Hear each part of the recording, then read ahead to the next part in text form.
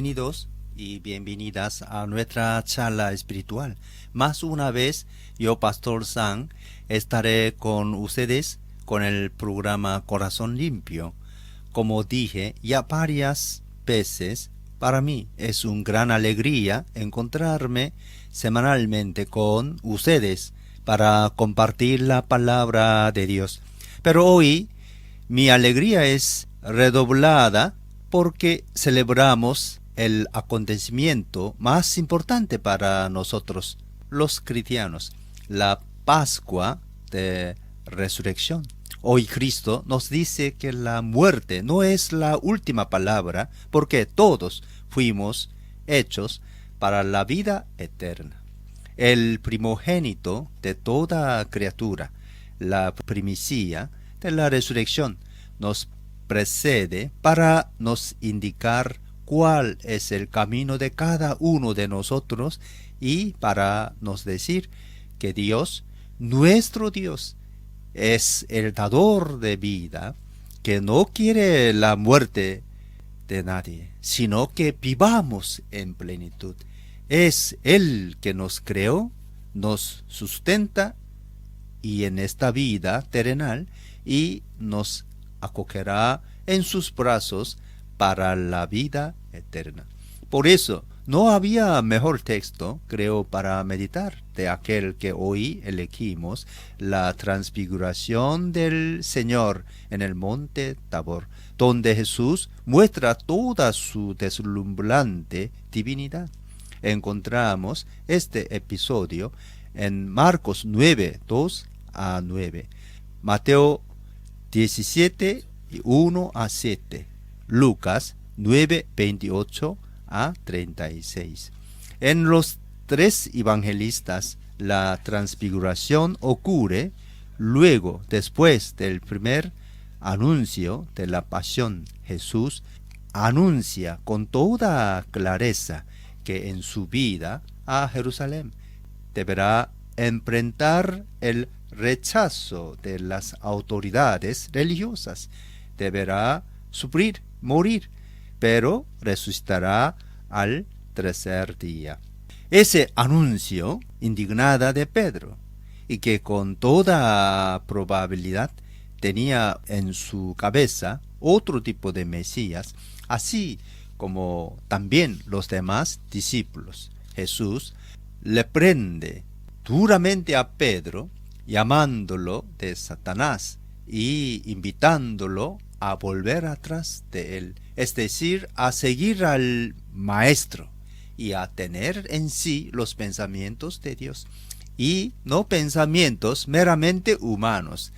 Enseguida presenta a sus discípulos las instrucciones sobre el seguimiento, donde deja claro que si no renuncian a sí mismos y a sus egos atropiados y egoístas, y solo continúan pensando en salvaguardar sus vidas, nunca irán a entender a Jesús. Luego tenemos el episodio de la transfiguración, donde Jesús quiere confirmar y animar a sus desanimados discípulos y fortalecer su débil fe para que no desmoronen con lo que va a venir.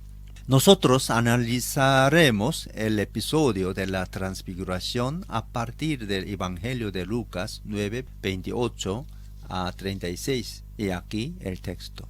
Unos 8 días después de decir esto, Jesús, acompañando de Pedro, Juan y Santiago, subió a una montaña a orar. Mientras oraba, su rostro se transformó y su ropa se tornó blanca y radiante.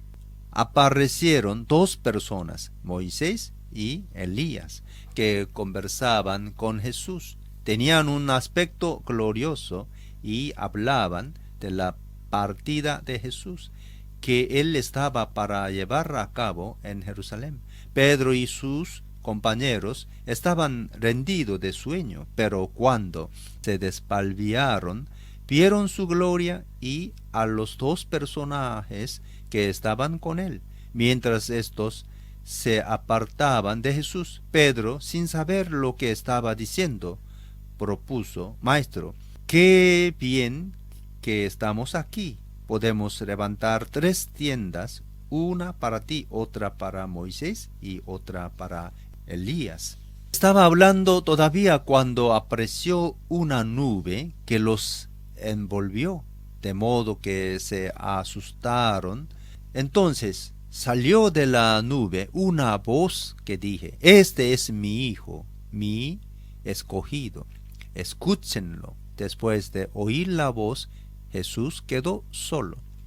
Los discípulos guardaron esto en secreto, y por algún tiempo a nadie contaron nada de lo que habían visto. Comento: nuestro texto de hoy empieza diciendo que 8 días después de decir esto. Luego tenemos aquí 2 indicaciones. La primera es 8 días después.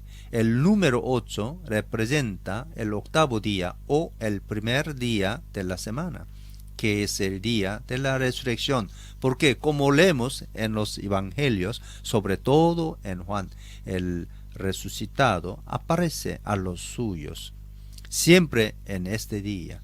El 8º día designa una vida que no es interrumpida por la muerte. Si Lucas subraya el día de la resurrección, Marcos y Mateo hablan de 6º día, que es el día de la creación del hombre, y también el día en que Dios manifestó su gloria en el monte Sinaí. Esto para decir que en Jesús se hace presente la plenitud de la gloria de Dios y la nueva creación.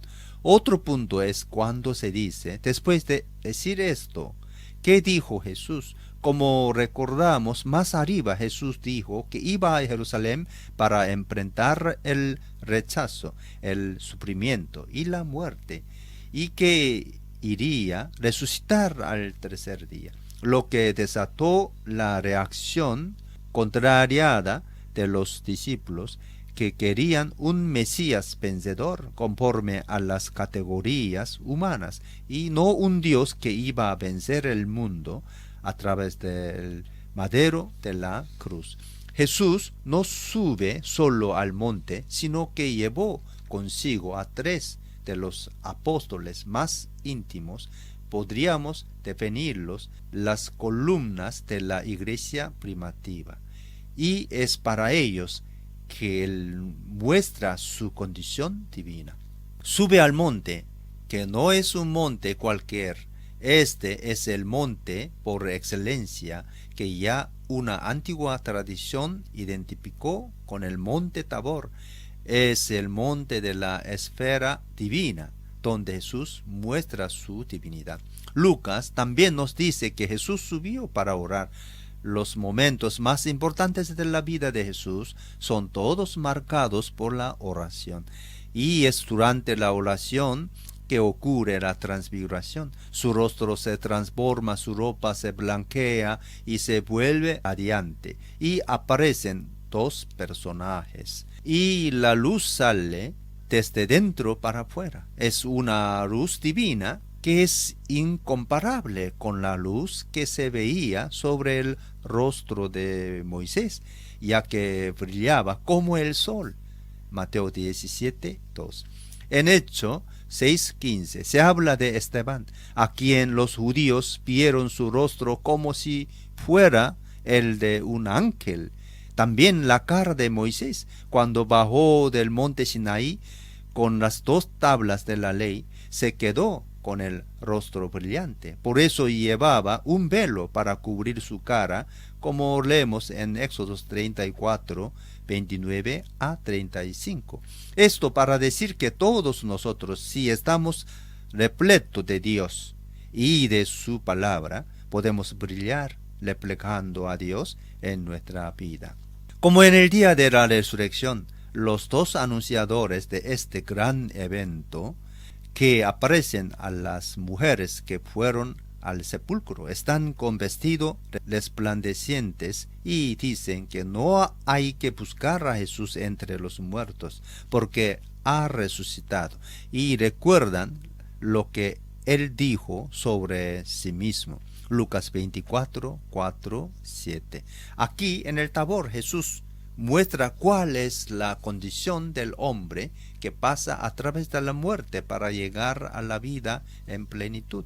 En Mateo y Marcos se dice que Jesús se transfiguró en presencia de los discípulos. Por eso cabe la pregunta, si fue el cuerpo de Jesús que se transfiguró o se fueron los apóstoles por gracia de la revelación especial que vieron en la carne humana de Jesús su gloria divina. Un autor antiguo, Orígenes, decía que fueron los discípulos que tuvieron una transformación y vieron en la humanidad de Jesús la forma de Dios. Pero para que esta revelación sea auténtica, aquí como en el día de la resurrección aparecen dos hombres en su condición gloriosa de viviente en Dios como testigos de la gloria de Jesús. Son Moisés y el gran legislador y Elías, el gran profeta.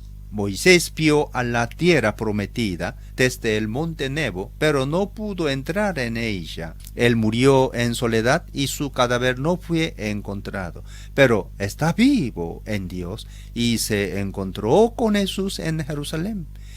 Él no pudo entrar en la tierra prometida por su pecado, Números 21 a 13, pero ahora entendemos que él estuvo en Jerusalén para hablar con Jesús. En el monte estos vieron la manifestación de Dios. Éxodos 19, 16 a 25. Primero Reyes 19, 8 a 18. Ahora siempre sobre el monte ven la manifestación de la palabra de Dios proclamada por la ley y los profetas y hecha carne en Jesús. Lucas cuando en 24 4 a 7 habla de los dos hombres que testimonian de la resurrección a las mujeres. Está hablando de Moisés y Elías. Elías es el profeta que continuamente llama al pueblo para que vuelva al verdadero Dios. Él luchó toda su vida contra la idolatría y defendió los pobres que eran pisoteados por los poderosos. Se dice en la escritura que un carro de fuego con los caballos de fuego apartó a los dos, Elías y Eliseo. Segundo Reyes 2:11. Y Elías fue arrebatado al cielo en un torbellino. Él vive con su cuerpo en Dios y junto con Moisés apareció a Jesús en el monte Tabor. La idolatría consiste en desviarse del Dios de la vida que nos bendice espiritualmente para buscar puramente cosas materiales. Si ponemos el dinero y las cosas materiales en el centro de nuestra vida, todo el resto pasa en segundo plano. En nombre del dinero y la persona llega a mentir, estafar, a ser corrupto y, si fuera necesario, hasta a matar. Solo en la libertad de Dios podemos encontrar nuestra realización y el sentido de nuestra vida. Entonces seremos libres interiormente y nuestro valor más importante será Dios y sus valores. Quien vive en Dios ya no tiene necesidad de mentir y usar violencia porque en su corazón solo hay amor y justicia. El asunto de la conversa de Moisés y Elías con Jesús es el éxodo que él iba a cumplir en Jerusalén. Lucas pone en el camino de Jesús para Jerusalén. Iniciará luego más en Lucas 9:51 como éxodo. Muerte de Jesús es el nuevo éxodo que en Jesús, en Cristo Jesús, nos lleva de la esclavitud del pecado para la tierra prometida del encuentro con Dios, como Moisés llevó el pueblo de la esclavitud y violencia del faraón para la libertad de la tierra prometida. Así Jesús nos lleva de la esclavitud y violencia del pecado para la verdadera libertad. Porque si el pecado nos llena de violencia, rencor y malas intenciones, la libertad en Cristo llena nuestro corazón de amor y paz. Lucas habla también de la muerte de Jesús como éxodo, porque para él todo ocurre en Jerusalén. Es aquí donde Jesús va a entregar su vida, y es siempre a partir de aquí que la buena noticia del reino de Dios iniciar su camino para llegar hasta los extremos confines de la tierra. Los discípulos duermen y cuando despiertan ven la gloria de Jesús y a los dos personajes que estaban con él. El sueño de los discípulos no es un mero dormir para descansar, sino un dormir espiritual que denota su incapacidad de entender lo que va a pasar con Jesús. Todavía no recibieron el Espíritu Santo y por eso son incapaces de entender. Ellos tenían en su mente y corazón otro tipo de Mesías libertador que iba a libertar por la fuerza, y solo después de serán instruidos por el Maestro interior, es decir, el Espíritu de sabiduría, iban a aceptar que lo que salva y cambiar el mundo no es la violencia que mata y quita la vida de los demás, sino el amor y la entrega de sí mismos. El odio y la venganza, si se quedan en nuestro corazón como un veneno, van a nos consumir por dentro y nos dejan lleno de amargura y violencia hasta acabar con nuestra vida. Si acuerdan de la película de Ben-Hur, que fue enviado por un oficial romano a los trabajos forzados como remador en una galera, y de cómo toda la vida alimentó dentro de sí deseo de venganza contra Mesala. Llegó a matar a este en una competición de carros en el circo romano, pero su corazón no estaba en paz, porque su odio abarcaba a todos los romanos. Será solo en la contemplación de Jesús crucificado que sanó a su mamá y a su hermana, que estaban enfermas de lepra, que su corazón se apaciguará y encontrará el camino verdadero, que es el camino del amor. La contemplación de Cristo en la cruz, como por milagro, sacó de él todo odio, sin que al comienzo supiera cómo eso ocurriera. Solo en el perdón y el amor podemos sanar nuestra vida y vivir en plenitud. Dios es el sol que ilumina a todo humano que vive en la dimensión del amor. El objetivo fundamental de nuestra vida de fe. Recibir este amor de Dios y reflejarlo como en un espejo. Porque Jesús no vino para quitar la vida, sino para que todos tengan vida en abundancia. De él solo salió amor y perdón, y solo por este camino logramos la perfecta unión con él.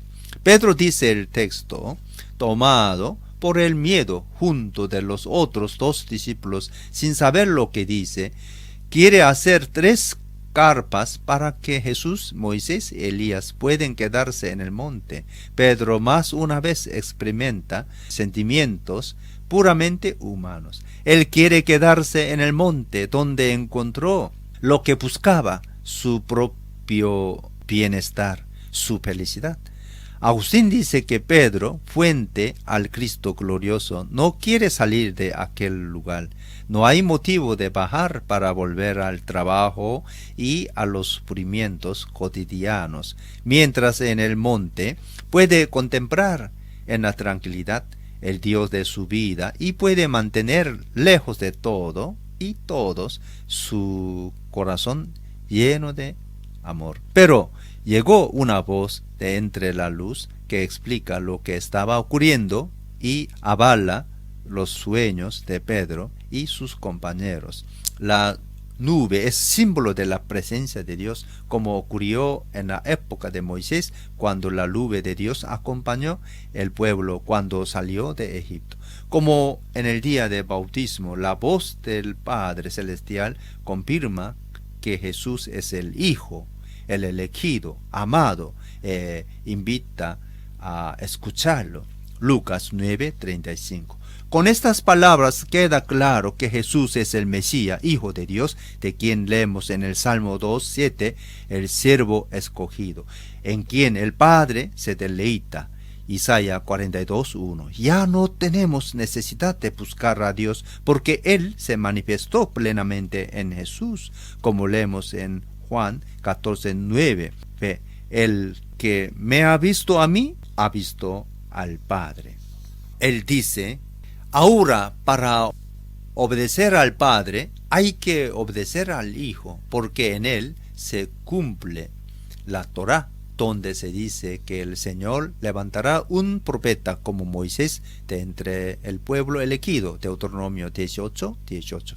Como en Deuteronomio 6:4 hay la oración cotidiana del pueblo que llama a escuchar a Dios. Ahora el Padre dice que hay que escuchar al Hijo, porque Él es su presencia definitiva y plena. Por tanto, es en la humanidad de Jesús que podemos contemplar la divinidad, y en Jesús podemos contemplar esta divinidad en la carne de cada ser humano. Lucas termina diciendo que Jesús se quedó solo porque solo Jesús puede hacer la obra de la redención.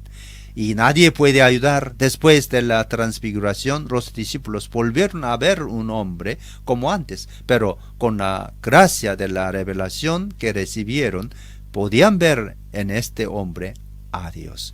Los discípulos, medio aturdidos con lo que se había pasado, mantuvieron secreto sobre lo que habían visto. Era necesario volver a los quehaceres cotidianos, porque su tarea era seguir al Maestro, ir con él hasta Jerusalén, y continúa después que él entregara su vida, su misión, cuando Jesús iba a volver al Padre. Amigos y amigas oyentes, hoy que celebramos la Pascua del Señor, vale la pena reflexionar sobre este episodio de la transfiguración. En ella, como decía un autor antiguo, está preanunciado el misterio de la crucifixión, la belleza del reino y manifestada la vuelta de Jesús en su gloria, para recapitular todas las cosas y entregarlas en las manos del Padre. Cristo aparece en el misterio de la transfiguración en su humanidad y divinidad, como el centro del mundo y de todos los tiempos. Los que se manifiesta en Cristo tienen significado salvífico para toda la humanidad.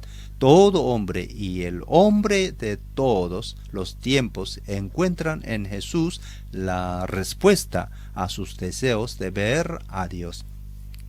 En Filipenses 3:21 se dice que Él transformará nuestro cuerpo miserable para que sea como su cuerpo glorioso, mediante el poder con que somete a sí mismo todas las cosas. Y en Romanos 8:18-21 oremos que no hay comparación entre los sufrimientos actuales y la gloria futura que ha de revelarse en la humanidad y en toda la creación.